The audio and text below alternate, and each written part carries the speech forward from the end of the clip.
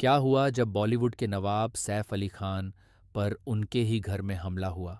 कौन है वो शख्स जिसने उनकी जान लेने की कोशिश की? इस चौंकाने वाली घटना की पूरी कहानी जानिए इस वीडियो में। हम ऐसे ही दिलचस्प क्राइम स्टोरीज पर हर दिन लाइव भी आते हैं, तो सब्सक्राइब करें और बेल आइकॉन दबाएं ताकि आप कोई भी अपडेट मिस न करें। बॉलीवुड के नवाब सैफ अली खान मुंबई के बांद्रा वेस्ट की 12वीं मंजिल के आलीशान अपार्टमेंट में अपने परिवार के साथ रहते थे। सैफ अली खान के बांद्रा स्थित अपार्टमेंट में कई अन्य बॉलीवुड सितारे भी रहते हैं। उनकी बिल्डिंग में करीना कपूर खान, तैमूर अली खान और जहांगीर अली खान के अलावा सलमान खान, शाहरुख खान, सलमान खान और सलमान खान भी निवास करते हैं। यहाँ तक कि सलमान खान और शाहरुख खान भी सैफ अली खान के पड़ोसी हैं।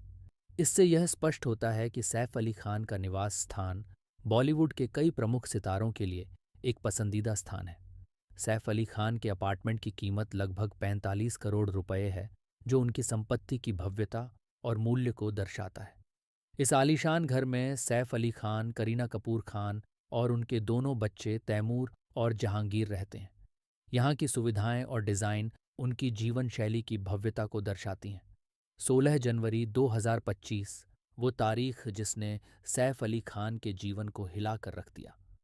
वो अपनी 12वीं मंजिल के अपार्टमेंट में बांद्रा वेस्ट में अपने परिवार के साथ रह रहे थे। ये सवाल हर किसी के मन में आता है कि आखिर सैफ अली खान के जैसे हाई प्रोफाइल सेलिब्रिटी के घर में घुसपैठ कैसे हुई। उनके बांद्रा वेस्ट स्थित अपार्टमेंट में सिक्योरिटी मौजूद थी, लेकिन मोहम्मद शरीफुल इस्लाम शहजाद, जिसने खुद को विजय दास के नाम से पेश किया था, ने चतुराई से सिक्योरिटी को धोखा दिया। पुलिस की जांच के अनुसार शहजाद पहले से ही सैफ के घर में छिपा हुआ था।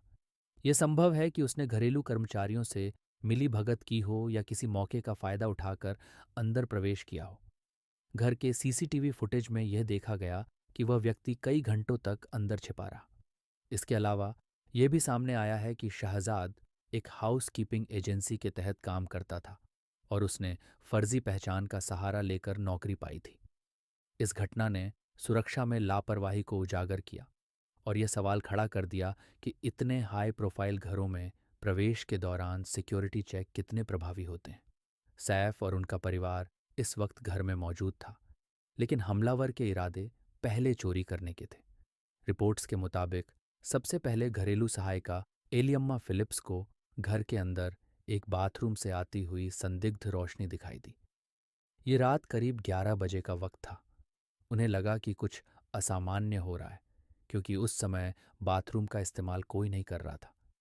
जब एलियम्मा ने बाथरूम की जांच की, तो उन्होंने वहां एक अजनबी व्यक्ति को छिपा हुआ पाया।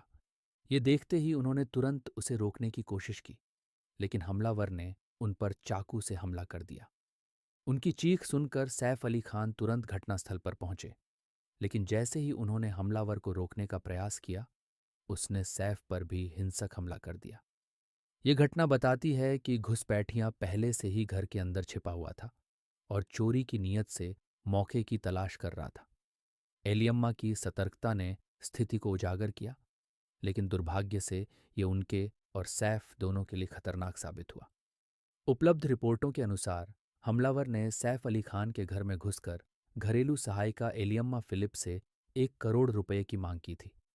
जब एलियम्मा ने इसका विरोध किया, तो हमलावर ने उन पर डंडे और ब्लेड से हमला कर दिया, जिससे उनके हाथ और कलाई में चोटें आईं।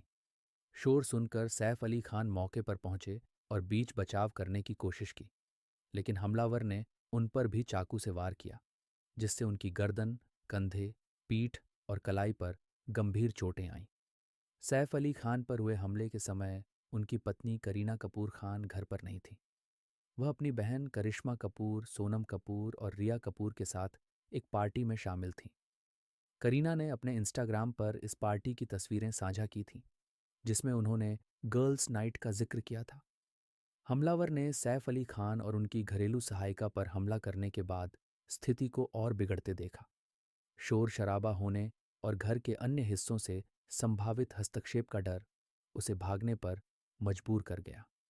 जब उसने देखा कि सैफ पर हमला करने के बाद वह गंभीर रूप से घायल हुए हैं, लेकिन पूरी तरह बेहोश नहीं हुए, तो उसे लगा कि समय रहते किसी और के आने से वह पकड़ा जा सकता है।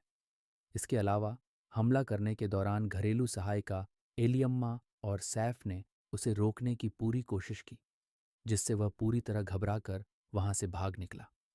हमलावर का उद्देश्य पैसा या कीमती सामान लेकर भागना था, लेकिन स्थिति उसके नियंत्रण से बाहर हो गई। पुलिस की जांच में यह भी पता चला है कि उसने भागने से पहले कुछ कीमती सामान चुराने की कोशिश की, लेकिन सफल नहीं हो सका। सैफ अली खान पर हमले के बाद उन्हें एक ऑटो रिक्शा के माध्यम से अस्पताल ले जाया गया था। घायल अवस्था में सैफ अली खान को उनके स्टाफ ने तुरंत पास के लीलावती अस्पताल पहुंचाने का निर्णय लिया। उन्हें अस्पताल ले जाने वाले ऑटो रिक्शा चालक का नाम भजन सिंह राणा है।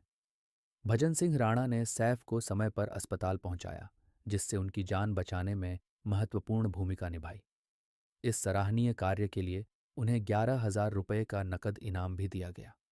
भजन सिंह राणा ने मीडिया से बातचीत में बताया कि उन्होंने कभी नहीं सोचा था कि ऐसा कुछ होगा, और उन्हें गर्व महसूस हो रहा है कि उन्होंने सैफ अली खान की मदद की। पुलिस ने हमलावर की पहचान मोहम्मद शरीफुल इस्लाम शहजाद के रूप में की, जो 30 वर्ष का है। पूछताछ में पता चला कि शहजाद बांग्लादेश में राष्ट्रीय स्तर का कुश्ती खिलाड़ी था। भारत में आने के बाद उसने वर्ली के एक क्लब में काम किया, जहां उसने एक ग्राहक की अंगूठी चुराने की कोशिश की थी, लेकिन पकड़े जाने पर उसे नौकरी से निकाल दिया गया। पुलिस ने हमलावर मोहम्मद शरीफुल इस्लाम शहजाद को गिरफ्तार करने के बाद गहन पूछताछ की, जिससे कई चौंकाने वाली जानकारियां सामने आईं। गिरफ्तारी के बाद पता चला कि शहजाद बांग्लादेश का रहने वाला है और उसने भारत में अपनी पहचान छिपाने के लिए फर्जी दस्तावेजों का इस्तेमाल किया। उसने खुद को विजय दास के नाम से प्रस्तुत किया था। पूछताछ में उसने खुलासा किया कि वह आर्थिक तंगी का शिकार था और सैफ अली खान के घर में चोरी की नीयत से घुसा था। उसकी योजना 1 करोड़ रुपए की फिरौती मांगने की थी, लेकिन स्थिति हिंसक हो गई, जिससे वह घबराकर भाग निकला। पुलिस ने उसके बयान के आधार पर पता लगाया कि उसने सैफ के अपार्टमेंट में घरेलू स्टाफ को धोखा देकर प्रवेश किया और बाथरूम में छिपकर सही मौके का इंतजार कर रहा था। जांच के दौरान पुलिस ने उसके बैग से एक चाकू, नकली पहचान पत्र और अन्य संदिग्ध सामान बरामद किया। साथ ही पुलिस ने सैफ के घर की सुरक्षा व्यवस्था की भी गहन जांच की और पाया कि सिक्योरिटी स्टाफ ने शहजाद की फर्जी पहचान पर ध्यान नहीं दिया, जिससे वह अपार्टमेंट में घुसने में सफल हुआ। इसके अलावा पुलिस ने शहजाद की मानसिक स्थिति का विश्लेषण करने के लिए एक मनोवैज्ञानिक विशेषज्ञ की मदद ली। रिपोर्ट्स से पता चला कि वह मानसिक और आर्थिक अस्थिरता का सामना कर रहा था, जो उसे इस अपराध की ओर धकेलने का मुख्य कारण बना। पुलिस ने सैफ अली खान के घर से मिले फिंगरप्रिंट और सीसीटीवी फुटेज के जरिए भी सटीक सबूत जुटाए। शहजाद पर भारतीय दंड संहिता की विभिन्न धाराओं के तहत मामला दर्ज कर लिया गया है और पुलिस ये पता लगाने की कोशिश कर रही है कि क्या इस अपराध में कोई और भी शामिल था। मुंबई पुलिस ने हमले की सटीकता से जांच करने के लिए घटना का सीन रिक्रिएशन किया। इस प्रक्रिया में पुलिस ने हमलावर के प्रवेश, हमले के तरीके और भागने के मार्ग का विश्लेषण किया, ताकि साक्ष्यों को मजबूत किया जा सके। पुलिस ने सैफ अली खान के घर से 19 फिंगरप्रिंट जुटाए, जो बाथरूम की खिड़की, डक्ट शाफ्ट और सीढ़ी से प्राप्त हुए। इन फिंगरप्रिंट्स की फॉरेंसिक जांच की जा रही है, ताकि हमलावर की गतिविधियों की पुष्टि हो सके। इस घटना ने हाई प्रोफाइल व्यक्तियों की सुरक्षा पर सवाल खड़े किए हैं। बिल्डर्स और सुरक्षा एजेंसियों को अब कर्मचारियों की पृष्ठभूमि की गहन जांच करने की आवश्यकता पर बल दिया जा रहा है, ताकि भविष्य में ऐसी घटनाओं से बचा जा सके।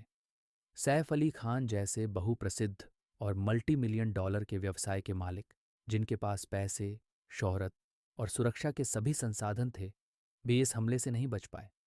घटना के बाद उन्हें एक ऑटो रिक्शा में अस्पताल पहुंचाया गया, जो खुद इस बात का प्रतीक है कि किसी भी व्यक्ति, चाहे वह कितना भी प्रसिद्ध या संपन्न क्यों न हो, कभी भी किसी खतरे से पूरी तरह सुरक्षित नहीं रहता। ये घटना यह भी बताती है कि जीवन में कुछ भी अप्रत्याशित हो सकता है और कोई भी नहीं जानता कि अगला पल किसे और कब चौंका सकता है।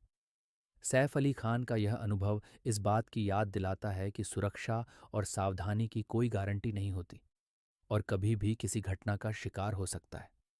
सैफ अली खान के मामले में यदि उन्हें आत्मरक्षा के कुछ बेसिक कौशल का ज्ञान होता तो शायद वह इस हमले से बच सकते थे या कम से कम खुद को ज्यादा सुरक्षित रख सकते थे। आत्मरक्षा केवल शारीरिक ताकत पर निर्भर नहीं होती, बल्कि यह मानसिक तैयारी, सही स्थिति का आकलन और सही समय पर सही प्रतिक्रिया देने पर भी आधारित होती है। अगर आपको हमारी जानकारी पसंद आई हो तो कृपया लाइक और सब्सक्राइब जरूर करें। साथ ही और ऐसी दिलचस्प जानकारी के लिए हमारे चैनल को फॉलो करें। धन्यवाद।